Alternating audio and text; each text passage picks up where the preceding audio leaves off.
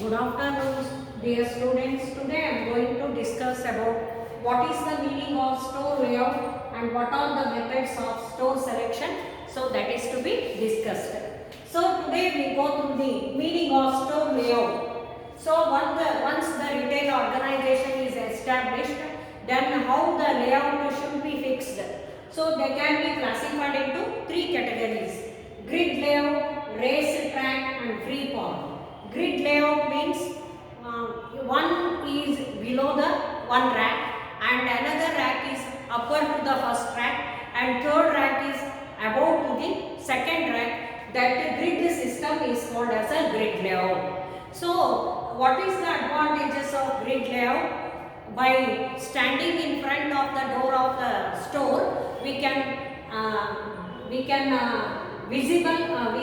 see whatever the goods are stored in the particular retail organization. Whatever the items available in the store, they are all visible by standing in front of the door. So that layout is called as a grid layout.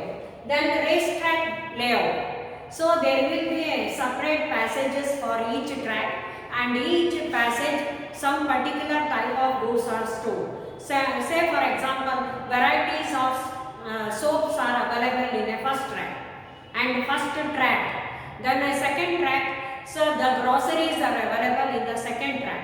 So when a separate and a particular type of goods are stored in a particular track, then that track is called as a rate stack method. And a free form. Free form means there is no particular method followed by the retail organization. So it is a combination of three or more types of store layout. Then it is a mixture and combination of various types of layout, that is called free form. So free form. So there is no particular way fixed for the store layout. Now we go through the what are the methods of layout selection. So after the store layout method, then we can select the layout selection. How the goods should be organized in a particular retail organization, then how it will be visible for the customer, then how they are able to attract the more customers towards the retail organization. It always depends upon the methods of layout selection, so which is selected by the retail owner. So the first one is straight floor method, straight floor plan method.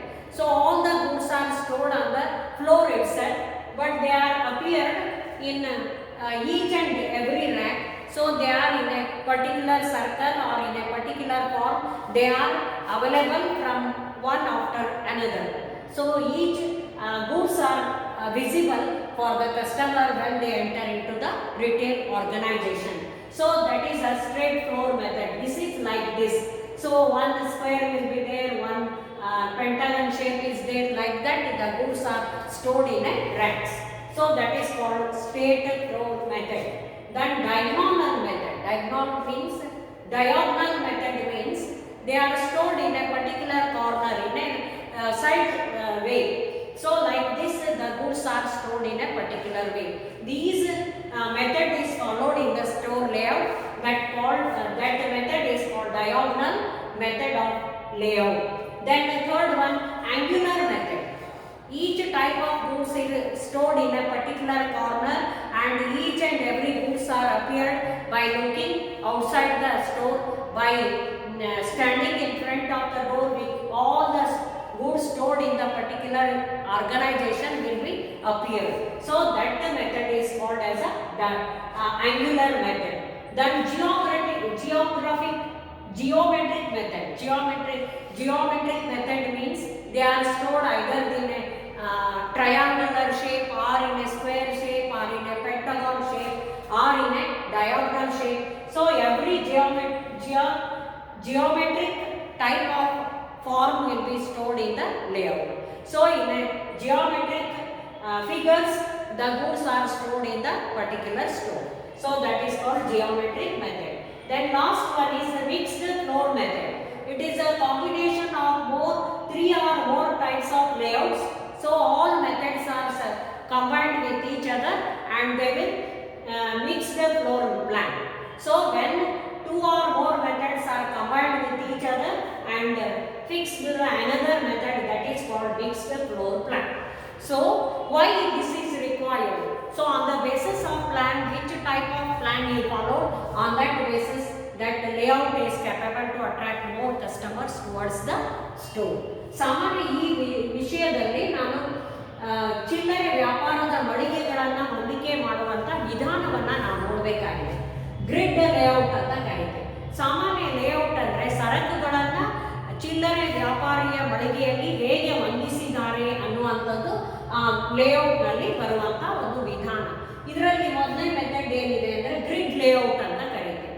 ಸಾಮಾನ್ಯ grid layout ಅಂದರೆ ಒಂದರ ನಂತರ ಇನ್ನೊಂದು ಮೆಟ್ಟಿಲುಗಳ ರೂಪದಲ್ಲಿ ಜೋಡಿಸಿರುವಂಥ ಸರಕುಗಳ ವಿಧಾನವನ್ನು ನಾವು ಗ್ರಿಡ್ ಲೇಔಟ್ ಅಂತ ಕರೀತೀವಿ. ಸೊ ಸಾಮಾನ್ಯವಾಗಿ ನಾವು ಚಿಲ್ಲರೆ ವ್ಯಾಪಾರದ ಮಳಿಗೆಯ ಬಾಗಿಲಲ್ಲೇ ನಿಂತು ಅಲ್ಲಿ ದೊರೆಯುವಂಥ ಎಲ್ಲ ಸರಕುಗಳನ್ನು ಕಣ್ಣಿಂದ ನೋಡಬಹುದಾದಂಥ ಒಂದು ಪದ್ಧತಿಗೆ ನಾವು ಗ್ರಿಡ್ ಲೇಔಟ್ ಅಂತ ಕರೀತೀವಿ. ಇನ್ನು ಎರಡನೇದು ರೇಸ್ ಟ್ರ್ಯಾಕ್ ಮೆಥಡ್ ಅಂತ ಕರೀತೀವಿ. ಸಾಮಾನ್ಯ ಯಾವುದೇ ರೇಸ್ ಅಥವಾ ರನ್ನಿಂಗ್ ರೇಸ್ ಹೋಗ್ಬೇಕಾದ್ರೆ ಒಂದು ಪ್ರತಿಯೊಬ್ಬರಿಗೂ ಅವ್ರದ್ದೇ ಆದಂಥ ಒಂದು ಟ್ರ್ಯಾಕನ್ನು ಮಾಡಿರ್ತಾರೆ. ಆ ಟ್ರ್ಯಾಕ್ನಲ್ಲೇ ಹೇಗೆ ಓಡಿ ಹೋಗಬೇಕು ಹಾಗೆ ಪ್ರತಿ ಸರಕುಗಳನ್ನು ಅದೇ ಸರಕುಗಳ ಒಂದು ಗುಣಮಟ್ಟ ಅಥವಾ ಒಂದೇ ಪ್ರಕಾರದ ಸರಕುಗಳನ್ನು ಒಂದು ಟ್ರ್ಯಾಕ್ನಲ್ಲಿ ಇಟ್ಟಿರ್ತಾರೆ. ಅದಕ್ಕೆ ನಾವು ರೇಸ್ ಟ್ರ್ಯಾಕ್ ಮೆಥಡ್ ಅಂತ ಕರಿತೀವಿ. ಈಗ ಸಾಮಾನ್ಯ ಒಂದು ಸೋಪು ಅಂದರೆ ಆ ಸೋಪುಗಳ ಮಳಿಗೆನೇ ಒಂದು ಕಾರ್ನರ್ ಒಂದು ಟ್ರ್ಯಾಕಲ್ಲಿ ಸಿಗುತ್ತೆ. ಆಮೇಲೆ ಇನ್ನೊಂದು ಗ್ರಾಸರಿಗಳೇ ಒಂದು ಟ್ರ್ಯಾಕಲ್ಲಿ ಸಿಗುತ್ತೆ. ಅದಕ್ಕೆ ನಾವು ರೇಸ್ ಟ್ರ್ಯಾಕ್ ಮೆಥಡ್ ಅಂತ ಕರಿತೀವಿ. ಫ್ರೀ ಫಾರ್ಮ್ ಅಂದರೆ ಯಾವುದೇ ಒಂದು ನಿರ್ದಿಷ್ಟವಾದ ಪದ್ಧತಿಯನ್ನು ಇವರು ಅನುಸರಿಸೋದಿಲ್ಲ. ಎರಡು ಅಥವಾ ಎರಡಕ್ಕಿಂತ ಹೆಚ್ಚು ಪದ್ಧತಿಗಳನ್ನು ಸೇರಿಸಿ ಒಂದು ಲೇಔಟನ್ನು ಮಾಡುವುದಕ್ಕೆ ಅಥವಾ ಸ್ಟೋರ್ ಡಿಸೈನ್ ಅಥವಾ ಮಳಿಗೆಯ ಚಿತ್ರಣವನ್ನು ಮಾಡುವುದಕ್ಕೆ ನಾವು ಫ್ರೀ ಫಾರ್ಮ್ ಅಂತ ಕರೀತೀವಿ. ಅದರಲ್ಲೂ ಕೂಡ ಆ ಲೇಔಟ್ನಲ್ಲಿ ಆಯ್ಕೆ ಮಾಡುವ ವಿಧಾನಗಳು ಬೇಕಾದಷ್ಟು ವಿಧಗಳಿದ್ದಾವೆ. ಆ ವಿಧಗಳು ಯಾವುದು ಅಂದರೆ ಸ್ಟ್ರೇಟ್ ಫ್ಲೋರ್ ಪ್ಲಾನ್ ಅಂತ. ಸ್ಟ್ರೇಟ್ ಫ್ಲೋರ್ ಪ್ಲಾನ್ ಅಂದರೆ ಇವು ನೆಲದ ಮೇಲೆ ಸರಕುಗಳನ್ನು ರ್ಯಾಕ್ಗಳ ಯಾವ ಮಾದರಿಯಲ್ಲಿ ಹೊಂದಿಸ್ತಾರೆ ಅಂದರೆ ಸಾಮಾನ್ಯ ಎಲ್ಲ ಸರಕುಗಳು ಅದರ ಮುಂದೆ ನಿಂತ್ಕೊಂಡ್ರೆ ಅದರಲ್ಲಿ ಹೊಂದಿಸಿರುವಂಥ ಎಲ್ಲ ಸರಕುಗಳು ಗ್ರಾಹಕರ ಕಣ್ಣಿಗೆ ಬೀಳುವಂತೆ ಈ ರೀತಿಯಲ್ಲಿ ಜೋಡಿಸಿರ್ತಾರೆ. ಇದಕ್ಕೆ ನಾವೇನಂತೀವಿ ಸ್ಟ್ರೇಟ್ ಫ್ಲೋರ್ ಪ್ಲಾನ್ ಅಂತ. ನೇರವಾದ ನೆಲದ ಮೇಲೆ ಜೋಡಿಸಿರುವಂಥ ಒಂದು ಯೋಜನೆ ಅಂತ. ಎರಡನೇದು ಡಯಾಗ್ನಲ್ ಮೆಥಡ್ ಅಂತ. ಡಯಾಗ್ನಲ್ ಮೆಥಡ್ ಅಂದರೆ ಕಾರ್ನರ್ನಲ್ಲಿ ಅಂದರೆ ಬಾಗಿದ ರೂಪದಲ್ಲಿ, ಬಾಗಿದ ಕಂಬ ಹೇಗಿರುತ್ತೋ ಹಾಗೆ ಬಾಗಿದ ರೂಪದಲ್ಲಿ ಸರಕುಗಳನ್ನು ಒಂದು ಆಕಾರದಲ್ಲಿ ಜೋಡಿಸಿ ಇಟ್ಟಿರ್ತಾರೆ. ಅದಕ್ಕೆ ಡಯಾಗ್ನಲ್ ಮೆಥಡ್ ಅಂತ ಕರೀತಾರೆ. ಇಲ್ಲಿ ನಾವು ಪ್ರತಿಯೊಬ್ಬರು ಒಳ ಪ್ರವೇಶ ಮಾಡಿದರೂ ಕೂಡ ಒಬ್ಬರಿಗೊಬ್ಬರು ತಾಗುವಂತೆ ಓಡಾಡುವ ರೀತಿಯಲ್ಲಿ ಅಲ್ಲಿ ಅವಕಾಶ ಇರೋದಿಲ್ಲ. ಒಬ್ಬೊಬ್ಬರೇ ಆ ಸಂಧಿಯಲ್ಲಿ ಹೋಗಬೇಕು, ಸರಕುಗಳನ್ನು ತಗೋಬೇಕು, ಆಚೆ ಬರಬೇಕು. ಆ ಒಂದು ಪದ್ಧತಿ ಡಯಾಗ್ನಲ್ ಫ್ಲೋರ್ ಮೆಥಡ್ನಲ್ಲಿ ಇರುತ್ತೆ. ಇನ್ನು ಆಂಗ್ಯುಲರ್ ಮೆಥಡ್ ಅಂದರೆ ಪ್ರತಿ ಸರಕುಗಳು ಒಂದೇ ಪ್ರಕಾರದ ಸರಕುಗಳು ಒಂದೊಂದೇ ಆದಂಥ ನಿರ್ದಿಷ್ಟವಾದಂಥ ಕಾರ್ನರ್, ಮಧ್ಯಭಾಗ ಅಥವಾ ಸ್ಟೋರಿನ ಮಧ್ಯಭಾಗದಲ್ಲಿ, ಗೋಡೆಯ ಭಾಗದಲ್ಲಿ, ಮೂಲೆಯಲ್ಲಿ ಹೀಗೆ ವಿವಿಧ ಪ್ರಕಾರಗಳ ಕಾರ್ನರ್ನಲ್ಲಿ ದೊರೆಯುವಂಥ ಒಂದು ಪದ್ಧತಿಗೆ ನಾವೇನು ಕರಿತೀವಿ ಆಂಗ್ಯುಲರ್ ಮೆಥಡ್ ಅಂತ. ಅದು ಈ ಪ್ರಕಾರದಲ್ಲಿ ಇರುತ್ತೆ. ಇನ್ನು ಜಿಯೋಮೆಟ್ರಿಕ್ ಮೆಥಡ್ ಅಂದರೆ ಸಾಮಾನ್ಯ ರೇಖಾಗಣಿತದಲ್ಲಿ ನಾವು ತ್ರಿಕೋನ, ಚೌಕ ಆ ರೀತಿಯಾಗಿ ಚಿತ್ರಗಳನ್ನು ಹೇಗೆ ಬರಿತೀವೋ ಹಾಗೆ ಅಲ್ಲಿ ಸರಕುಗಳನ್ನು ಕೂಡ ಒಂದು ಕಡೆ ತ್ರಿಕೋನ ರೂಪದಲ್ಲಿ ಇಟ್ಟಿರ್ತಾರೆ, ಒಂದು ಚೌಕಾಕೃತಿಯಲ್ಲಿ ಇರ್ತಾರೆ, ಇನ್ನೊಂದು ಸರ್ಕಲ್ ರೂಪದಲ್ಲಿ ವೃತ್ತಾಕಾರದಲ್ಲಿ ಸರಕುಗಳನ್ನು ಜೋಡಿಸಿರ್ತಾರೆ. ಅದಕ್ಕೆ ನಾವು ಜಿಯೋಮೆಟ್ರಿಕ್ ಮೆಥಡ್ ಅಂತ ಕರೀತೀವಿ. ಇನ್ನು ಮಿಕ್ಸ್ಡ್ ಫ್ಲೋರ್ ಪ್ಲಾನ್ ಅಂದರೆ ಹಲವಾರು ಈ ಒಂದು ಸ್ಟೋರ್ಗಳ ಲೇಔಟನ್ನು ಮಿಶ್ರಣ ಮಾಡಿ ಯಾವುದೇ ಎರಡು ಅಥವಾ ಎರಡಕ್ಕಿಂತ ಹೆಚ್ಚು ಪದ್ಧತಿಗಳನ್ನು ಒಟ್ಟಿಗೆ ಸೇರಿಸಿ ಮಾಡಿರುವಂಥ ಒಂದು ಪದ್ಧತಿಯನ್ನು ನಾವೇನು ಕರಿತೀವಿ ಮಿಕ್ಸ್ಡ್ ಫ್ಲೋರ್ ಪ್ಲಾನ್ ಅಂತ. ಇದು ಯಾಕೆ ಅವಶ್ಯಕತೆ ಇದೆ ಅಂದರೆ ಯಾವುದೇ ಒಂದು ಚಿಲ್ಲರೆ ವ್ಯಾಪಾರಿಯ ಮಳಿಗೆಯಲ್ಲಿ ಸರಕುಗಳನ್ನು ಹೇಗೆ ಜೋಡಿಸಿದ್ದಾರೆ ಅನ್ನುವುದನ್ನು ಯಾವುದು ಅವಲಂಬಿಸಿರುತ್ತೆ ಅಂದರೆ ಹೇಗೆ ಜೋಡಿಸಿದ್ದಾರೆ ಅದನ್ನು ಆಕರ್ಷಣೀಯ ರೂಪದಲ್ಲಿ ಜೋಡಿಸಿದರೆ ಆ ಒಂದು ಚಿಲ್ಲರೆ ವ್ಯಾಪಾರದ ಮಳಿಗೆ ತನ್ನಂತ ಹೆಚ್ಚು ಹೆಚ್ಚು ಗ್ರಾಹಕರನ್ನು ಆಕರ್ಷಿಸುವುದಕ್ಕೆ ಸಹಕಾರಿಯಾಗುತ್ತೆ. ಅಕಸ್ಮಾತಾಗಿ ಅದು ಸರಿಯಾಗಿ ಹೊಂದಿಕೆ ಮಾಡದೇ ಇದ್ದರೆ ಗ್ರಾಹಕರನ್ನು ಹೆಚ್ಚು ಆಕರ್ಷಣೆ ಮಾಡುವಲ್ಲಿ ವಿಫಲವಾಗುತ್ತೆ. ಅಂಥ ಒಂದು ಚಿಲ್ಲರೆ ವ್ಯಾಪಾರ ಹೆಚ್ಚು ಲಾಭವನ್ನು ಗಳಿಸೋದಕ್ಕೆ ಸಾಧ್ಯವಾಗಲ್ಲ. ಅದಕ್ಕೆ ಆದಷ್ಟು ಮಟ್ಟಿಗೆ ಉತ್ತಮವಾದ ಜನರಿಗೆ ಆಕರ್ಷಣೆಯ ರೂಪದಲ್ಲಿರುವ ಒಂದು ಸ್ಟೋರ್ ಲೇಔಟ್ ಮೆಥಡನ್ನು ಅಥವಾ ಒಂದು ಚಿತ್ರಣದ ರೂಪದಲ್ಲಿ, ಹೊಂದಾಣಿಕೆ ಆಗುವ ರೂಪದಲ್ಲಿ, ಸಾರ್ವಜನಿಕರನ್ನು ಹೆಚ್ಚು ಆಕರ್ಷಿಸುವ ರೂಪದಲ್ಲಿ ಸರಕುಗಳನ್ನು ಜೋಡಿಸಿದರೆ ಹೆಚ್ಚು ಹೆಚ್ಚು ಗ್ರಾಹಕರನ್ನು ಆಕರ್ಷಿಸುವಲ್ಲಿ ಯಶಸ್ವಿಯಾಗುತ್ತೆ. ಇದಿಷ್ಟು ಕೂಡ ಸ್ಟೋರ್ ಲೇಔಟ್ ಮತ್ತು ಮೆಥಡ್ಸ್ ಆಫ್ ಲೇಔಟ್ ಸೆಲೆಕ್ಷನ್ ಅಂತ ನಾನು ಹೇಳ್ತೀನಿ. ಇದು ಮುಂದಿನ ಭಾಗವನ್ನು ಹೇಳೋಣ.